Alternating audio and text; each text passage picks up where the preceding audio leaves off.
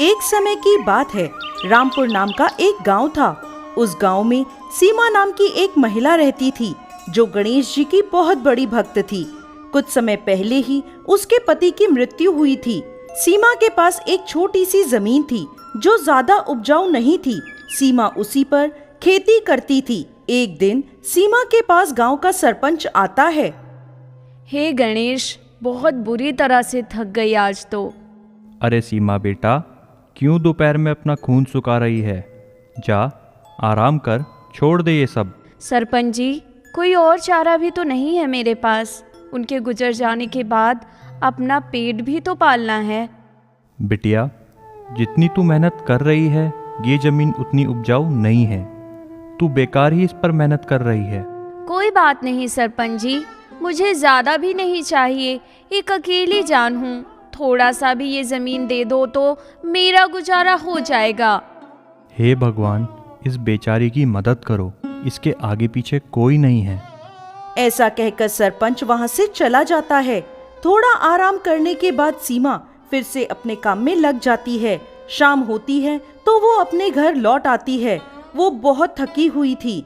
घर के अंदर गणेश जी की मूर्ति के पास पहुंची और कहने लगी, हे गणेशा, हे विघ्नहर्ता, ऐसा कब तक चलेगा?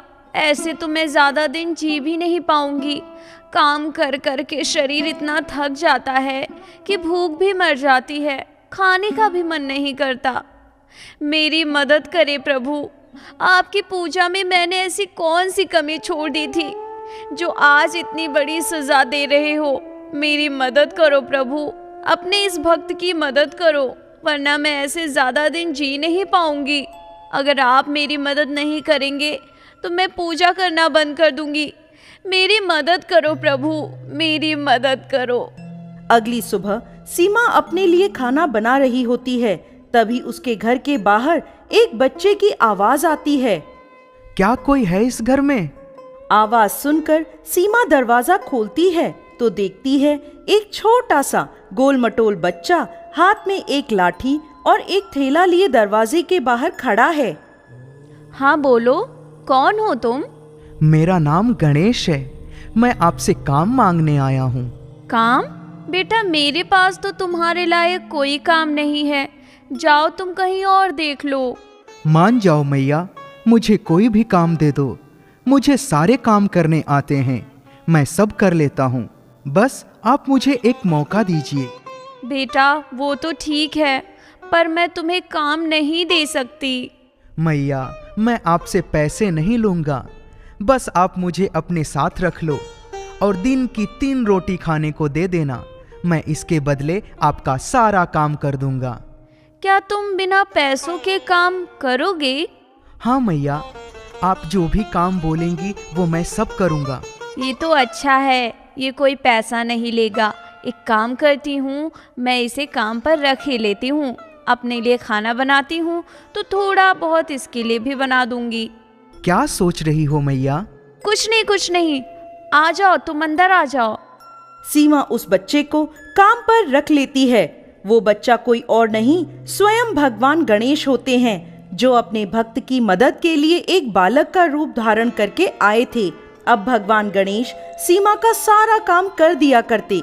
सीमा को वो कोई काम नहीं करने देते थे। उनकी वजह से अब सीमा की आधी मुश्किल दूर हो चुकी थी। वो घर में आराम करती और गणेश जी घर का सारा काम करते। एक दिन की बात है, सीमा उदास मन लिए घर में बैठी हुई थी।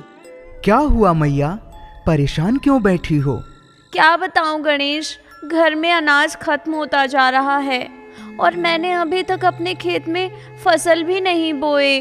तो क्या मैं जाकर खेत में फसल बो दूं?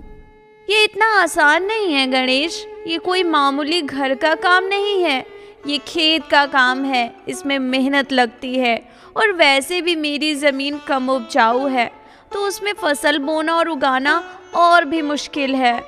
ओहो, आप मेरे होते हुए कैसे परेशान हो सकती हैं? आपको पता है, मुझको लोग विघ्नहर्ता भी कहते हैं। गणेश नाम होने से तुम सच में गणेश थोड़े हो जाओगे। रहने दो तुम, मैं कोई और रास्ता ढूंढ लूंगी। अरे मैया, आप मुझ पर विश्वास तो करो। मैं आपकी खेत में फसल लगा दूंगा। आप मुझे एक मौका देकर देखो। अच्छा, जब तुम इतना कह रहे हो तो ठीक है, जाओ खेत में ये बीज बो दो। हाँ, मैं चला जाऊंगा, सारे बीज लगा दूंगा, लेकिन अभी नहीं, रात में। रात में? ठीक है, जैसी तुम्हारी इच्छा। रात होते ही गणेश जी अपनी पोटली में बीज रखते हैं और खेत की तरफ निकल जाते हैं।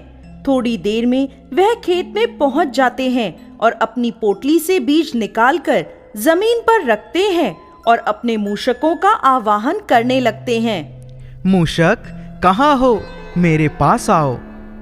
मैं आ गया प्रभु, आज्ञा दीजिए। तुम अपने सभी दोस्तों को बुलाकर इन बीजों को इस खेत में बो दो। ठीक है महाराज। देख क्या रहे हो दोस्तों, इन बीजों को उठाओ और इस खेत में बो दो। मूषक के इतना बोलते ही सारे चूहे अपने अपने मुंह में बीज दबाकर ले जाते हैं और सीमा के खेत में बोने लग जाते हैं। कुछ देर में ही सारे बीज अच्छे से लग जाते हैं। प्रभु, आपके आज्ञा अनुसार सारे बीज हमने लगा दिए हैं। तुम सभी का धन्यवाद। अब एक कार्य और शेष रह गया है। हे इंद्रदेव, प्रकट होइए। मैं आ गया प्रभु, बताइए क्या आज्ञा है। देवराज, मैं चाहता हूँ कि आप इसी समय इस खेत में अपने पानी की वर्षा करें, जिससे इसमें लगे बीज उग सके। बस इतनी सी बात है प्रभु, आप चिंता ना करें। मैं आज क्या, मैं तो समय समय पर इस खेत में वर्षा करता रहूंगा, जिससे ये खेत अच्छे से उपजाऊ हो जाएगा। ऐसा बोलकर इंद्रदेव खेत में बारिश कर देते हैं। गणेश जी के कहे अनुसार इंद्रदेव समय समय पर खेत में बारिश करते रहते हैं और भगवान गणेश उस खेत की और सीमा की देखभाल करते हैं। सही समय पर खेत को पानी मिलने से देखते ही देखते कुछ दिनों में ही उस बेजान खेत में फसल लहलहाने लगती है। अरे वाह गणेश, तुमने तो कर दिखाया। तुमने तो सही में इस बंजर जमीन से फसल उगा दी। मैंने कहा था ना, मैं विघ्नहर्ता हूँ। अब ये तुम्हारा खेत उपजाऊ हो गया है। अब तुम्हें इसमें ज्यादा मेहनत नहीं करनी पड़ेगी। अब मुझे आज्ञा दो, मेरा कार्य समाप्त हो चुका है। अब मैं जाऊं? मतलब तुम क्या बोलते हो? मुझे तो तुम्हारी आधी बात समझ ही नहीं आती। कहाँ जाओगे तुम अब? तुमने बुलाया तो मैं आया। अब तुम आज्ञा करोगी तो मैं जाऊंगा। मेरा काम हो चुका है। क्या? तुम हो कौन गणेश? कमाल है, मेरी दिन रात पूजा करती हो, लेकिन मुझे पहचानती नहीं हो।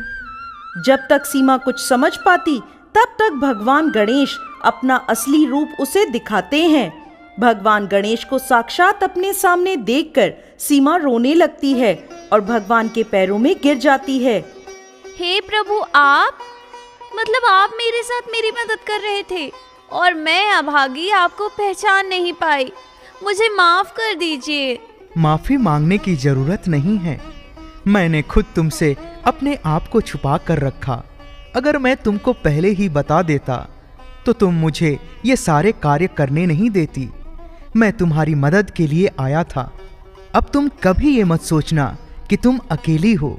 मैं सदैव तुम्हारे साथ रहूंगा। तुम्हें जब भी कोई परेशानी हो तुम मुझे बुला लेना, मैं आ जाऊंगा। अब मुझे जाने की अनुमति दो। ऐसा कहकर गणेश जी वहां से चले जाते हैं। इसके बाद सीमा का जीवन शांति से बीतता है। उसके खेतों में फसल अच्छी उगने लगती है और उस